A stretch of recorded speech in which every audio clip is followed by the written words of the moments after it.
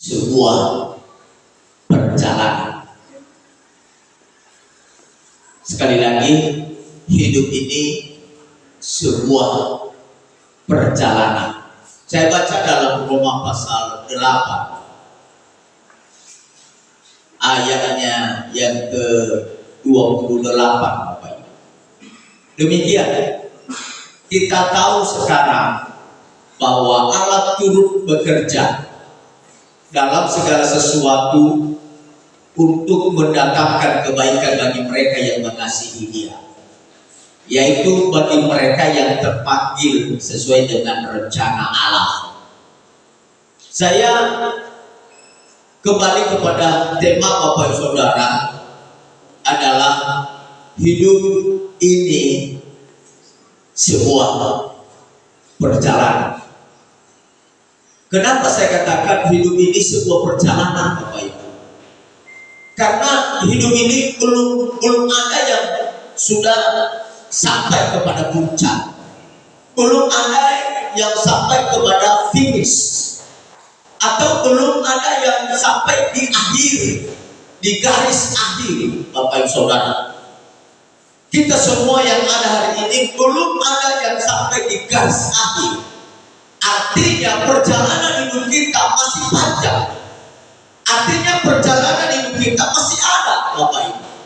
Masih harus kita memperjuangkan hidup ini. Karena hidup ini, Bapak Saudara, sebuah perjalanan. Adalah, Bapak Saudara, dalam sebuah perjalanan kita tidak tahu apapun. Pasti ada yang namanya yang tak terduga akan terjadi. Oke? Nah, Bapak Saudara, pasti kita melihat Bapak Ibu Saudara, firman Allah berkata Allah turut bekerja. Turut yang dimaksud adalah ikut serta untuk bekerja dalam segala apa yang harus kita rindukan di tahun 2024 ini. Turut bekerja apa yang harus kita kerjakan di tahun 2024 ini. Turut bekerja apa yang harus kita rencanakan di tahun 2024 ini, Bapak Ibu Saudara. Nah, makanya Allah turut bekerja dalam segala perjalanan. Pekerjaan kita adalah perjalanan, Bapak Ibu. Usaha kita adalah perjalanan, atau juga cita-cita kita adalah perjalanan. Bapak Ibu Saudara, tidak ada orang dan tidak ada usaha apapun dimulai hari ini dan besok sudah sukses. Belum ada. Harus dibarengi dengan perjalanan-perjalanan, diiringi dengan proses-proses yang akan kita lewati dalam usaha itu, Bapak. Tidak ada yang langsung hari ini langsung sukses, Bapak Ibu.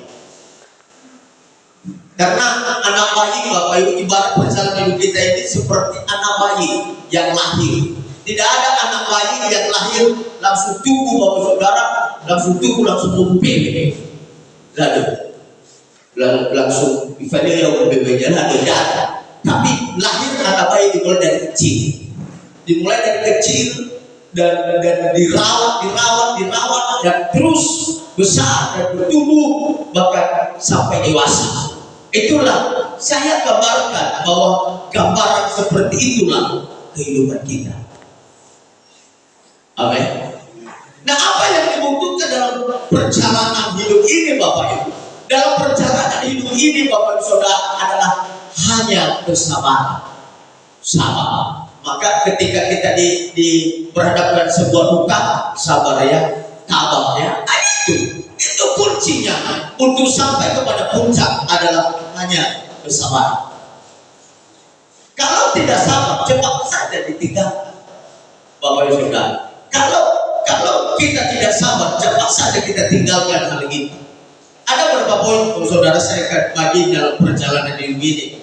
Ini tahun 2024 akan mulai hari. Mungkin di minggu-minggu ini masih hanya merancang. Tapi saya yakin bahwa Bapak Saudara jangan kita berdiam diri. Dan kita berdiam diri, Bapak Saudara, kita memulai membangun apa yang harus kita buat, Bapak Ibu. Tidak perlu kita harus berdiam dan tidak perlu kita diam, Bapak Saudara. Saya ajak kita untuk bisa mengerti tentang hal ini. Yang pertama, saudara, bagaimana supaya kita bisa memulai perjalanan hidup ini? Yang pertama, apa yang harus kita lakukan? Kita harus jalani jalan yang Tuhan beri. Sekali lagi, kita harus bisa jalani jalan yang Tuhan beri. Yohanes 14 ayat 6, Bapak Saudara, Yesus pernah menunjukkan jalan kepada semua umat. Dia berkata, akulah jalan dan kebenaran dan hidup. Tidak ada seorang pun yang datang kepada Bapa kalau tidak melalui aku. Nah, Bapak Saudara, dengan kata lain, Yesus berkata, akulah jalan. Artinya jalan kita melewati sebuah perjalanan hidup. Bapak Saudara harus ikut serta bersama dengan Yesus. Amin. Tanpa Yesus dalam setiap perjalanan hidup kita, maka kita tidak akan bisa sampai ke sana. Banyak orang pernah bertanya kepada saya, kan mau agama 6 agama di Indonesia, mau agama apa belum kan? Tujuannya masuk surga, tujuannya kan ke surga. Tujuan dengan Yesus, maka kita tahu bahwa nakoda yang pas dan yang mengerti dan yang tahu tentang kerajaan surga adalah hanya Yesus. Amin. Hanya Yesus. Bapak Saudara, kalau engkau pergi ke, sekali lagi saya katakan, kalau engkau pergi ke naik kapal atau pergilah ke Tanjung Priuk, Jakarta, lalu otomatis nakodanya harus orang yang sudah pernah tahu Tanjung Priuk itu apa, situasinya di mana, tanda-tandanya di mana. Tapi Bapak Saudara, kalau orang yang tidak mengerti kesana, Bapak Saudara, sama dengan orang yang ada di terminal. Di terminal, Bapak Saudara, kernet mobil atau ke Jakarta, padahal dia sendiri tinggal di terminal tersebut, tapi orang mengajak ke Jakarta, ayo ke Jakarta, makan minum katanya. Kalau sampai di perjalanan, makan minum, kita masuk ke surga adalah hanya Yesus, karena hanya Yesuslah yang tahu keberadaan surga. Apa kata Yesus dalam Injil Yohanes berkata, aku pergi ke rumah Bapakku, dan di rumah Bapakku ada tempat tinggal, dan aku akan menyediakan tempat bagimu. Bapak Saudara, hanya orang yang tahu situasi surga, hanya itulah yang bisa membawa kita ke sana. Semua agama pasti mengajari yang baik, tapi tidak semua supir yang tahu keadaan surga. Jangan pergi kepada orang yang belum tahu situasi. Tapi Yesus sudah ada di sana. Tapi janji Yesus, dia akan datang kembali ke bumi ini. Dia jemput kita bersama dengan dia. Kita berani, kenapa? Karena dia sudah tahu situasi kerajaan surga. Oh saudara, kemarin ada telepon saya, tidak ada orang yang pergi ke sana kalau tidak tahu situasi itu. Nah Bapak Ibu Saudara, yang tahu situasi kerajaan surga sekarang adalah Yesus. Amin. Hanya Yesus.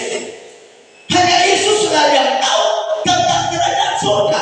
Dan pun dia berkata, aku pergi di rumah Bapakku, dan di rumah Bapakku banyak tempat tinggal, dan aku akan menyediakan tempat bagimu. Berarti pekerjaan Yesus sekarang adalah sebagai tukang bagi kita, menyediakan tempat bagi kita. Kalau nanti tempat kita sudah selesai, maka dia turun ke bumi menjemput kita. Amin. Ini nanti kamar Pak Masih ya, ini nanti kamar Pak Johan. Ya kan, walaupun si Johan sekarang masih kecil kan 12 tahun. Tapi saya yakin dia bilang katanya 8 tahun lagi dia bawa cewek ke sini ya.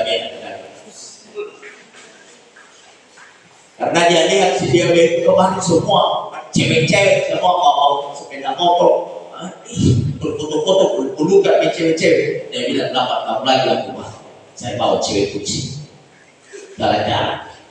Berarti 20 tahun dia udah punya cewek, tidak ada. Sekali lagi, bahwa sudah jujur saja. Kesini biasa saja. Karena saya belum tahu situasi, sudah pernah saya ke sana sekali. Perjalanan hidup kita adalah perjalanan rohani. Sekali lagi, perjalanan hidup kita adalah perjalanan rohani. Perjalanan hidup kita sampai di puncak adalah harus bersama dengan Yesus. Amin.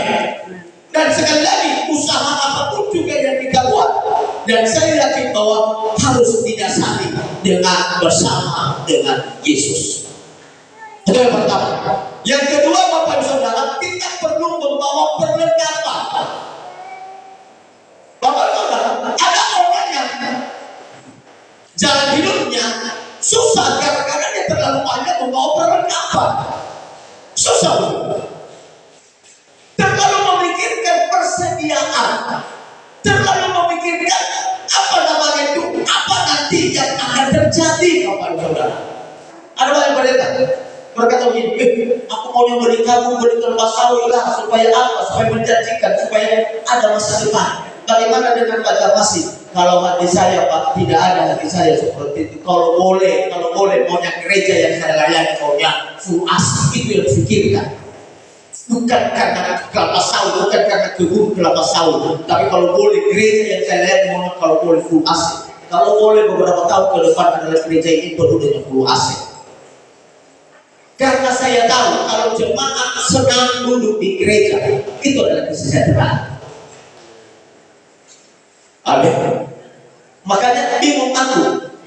Ada banyak pendeta, mobil berganti-ganti, kebun perlengkapan. Sekali lagi, ada banyak yang jalan hidupnya susah gara-gara terlalu banyak membawa perlengkapan. Sekarang, kalau naik pesawat, diukur berapa kilo kita bisa bawa. Ada yang bisa misalnya satu koper, satu tas. Terlalu banyak memikul beban, terlalu banyak memikul persoalan.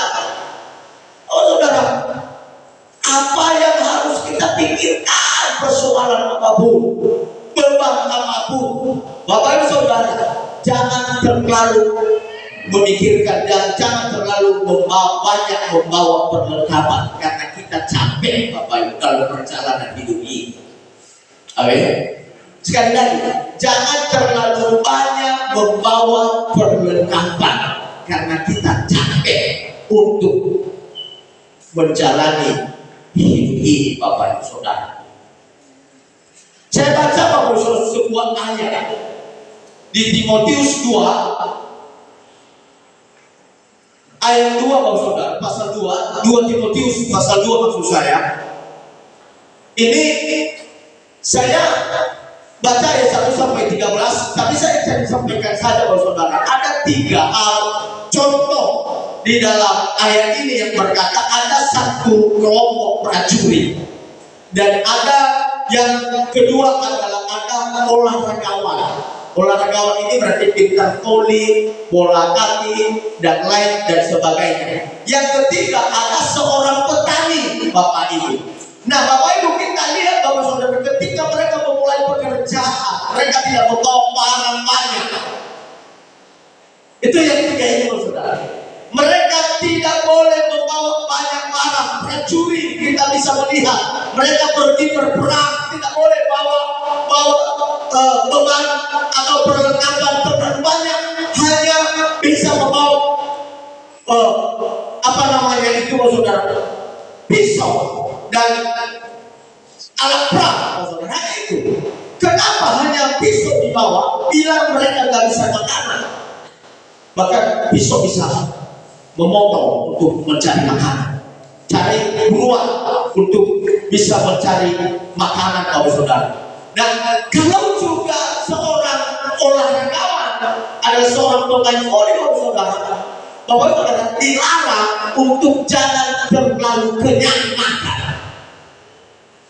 Amin. Lehada ini nadi pelatih naik gol, bah dilatih dia fatwa le fatadi kita dia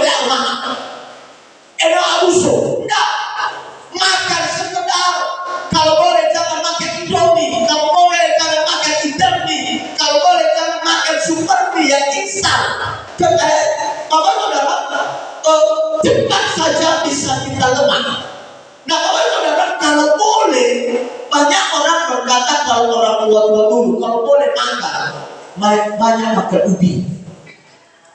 Karena ubi itu bertahan dan itu memberikan sebuah energi, kekuatan dalam tubuh. Nah, kalau saudara, itu bagi seorang olahraga, bagi seorang petani, Bapak Ibu Saudara, bagi seorang petani, bahwa tidak boleh diperlukan untuk membawa perbelanjaan yang banyak sekali. Karena bagaimana bisa kamu kerja? Cobalah dulu Bapak Saudara, kalau seorang petani, Bapak Ibu Saudara, seorang petani, katanya seorang petani bahwa tidak boleh bawa HP. Karena bagaimana kamu bisa bekerja? HP di tangan dua. HP. Makanya HP ini Bapak Saudara membuat orang malas. Bapak Saudara, cobalah dulu kita perbandingkan Bapak Saudara ya, bagi anak-anak muda. Hauga jam kita gereja, kali sebuah jam atau kita mulai gereja itu biasanya adalah jam 8.45. Sudah pas selesai, harus selesai setengah 11. Berapa jam kita tidak di gereja? 1 jam setengah lah, 1 jam setengah. Jangan kan merasa lama sekali, ya kan? Tapi coba pakai HP. Terasa tidak setengah hari? Tidak terasa setengah hari.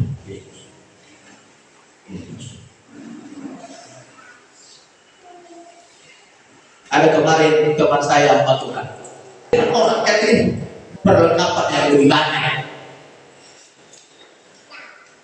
Seorang petani, tapi seadanya. Amin. Tapi banyak orang memikirkan, kalau bilang kekuatan bolu ada sana kekuatan nanti. Natola pakai nanti air kekuatan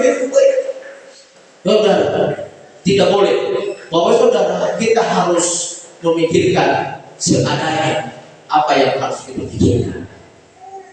Amin. Natola kekuatan kayo, kekuatan Yesus. Buat ini. Akan tahu bersih jadi kita turun kita bersama sekarang lupa minum kita tidak. Kadang-kadang banyak orang berpikir ke situ Bapak Ibu. Makanya jujur saja kemarin aku ketika saya bilang aku tidak mau punya capek, sebenarnya kecil betul aku. Kecil betul. Kenapa? Bapak Saudara, jujur saja Bapak Ibu, kalau tidak memikirkan dia, saya sudah beristighfar di Taruh. Tapi karena memikirkan anak, saya hanya sebatas ini. Siapa tahu nanti ke depan juga ada jalannya bisa, Saudara. Kenapa? Karena Saudara, pendidikan ini Saudara, di dalam perjalanan hidup ini, yang ketiga Saudara, kita harus memerlukan saudara seiman. Amin. Saya kutip dari Ibrani 10 ayat 25. Saya kutip dari ini Saudara. Janganlah kita menjauhkan diri dari pertemuan ibadah kita, tetapi biar seperti dibiasakan oleh beberapa orang, tetapi marilah kita saling menasihati dan semakin giat melakukannya menjelang hari Tuhan yang mendekat. Saya menggarisbawahi, marilah kita saling menasihati. Berarti kalau dikatakan saling menasihati, bukan seorang diri. Amin. Bukan seorang diri. Kita butuh orang untuk menasihati kita, untuk menjadi kita menjadi orang yang sukses Bapak Ibu. Tidak ada orang yang hanya sendirian ya langsung sampai ke atas. Kita butuh orang. Kenapa Hawa jatuh dalam dosa Bapak Saudara? Ketika iblis datang kepada Hawa, apakah kamu dilarang untuk makan buah ini? Bapak Saudara, kenapa Hawa terjerumus dengan rayuan dan penasihat? Karena dia seorang diri.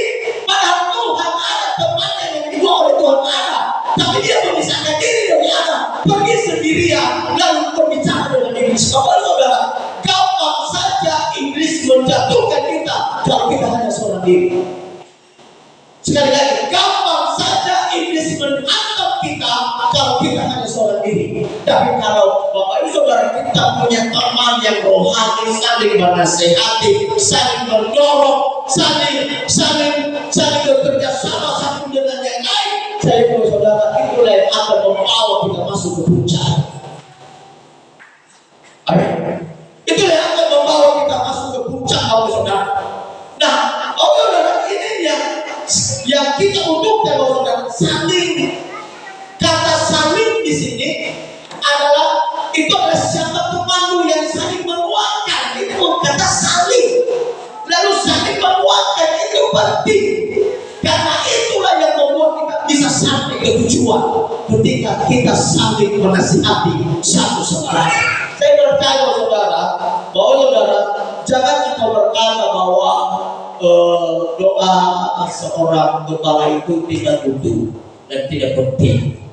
Doa seorang gembala itu, saudara, sekali lagi saya katakan bagi Bapak Ibu, jangan kadang-kadang tidak percaya kau butuh.